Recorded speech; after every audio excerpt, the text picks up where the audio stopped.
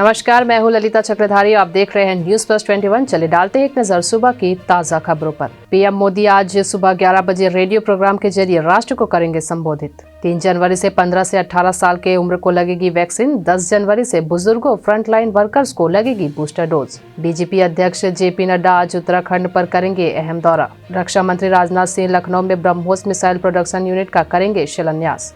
रायपुर में बड़े आयोजनों पर लगी रोक। कोरोना के तीसरी लहर की आशंका के बीच बढ़ती गई सख्ती। छत्तीसगढ़ में गोबर से बिजली बनाने की पहली रिपोर्ट। 250 किलो गोबर और 500 लीटर पानी से 12 घंटे तक बल्ब जलाने लायक बनी बिजली। अमित शाह आज देंगे उरई से मिशन बुंदेलखंड को धार। 40 मिनट का होगा संबोधन। महाराष्ट्र के नासिक में भूकंप के झटके। रिक्टर स्केल पर 3.9 तीव्रता दर्ज की गई। असम में आज रात 11:30 बजे से सुबह 6 बजे तक लगेगा नाइट कर्फ्यू।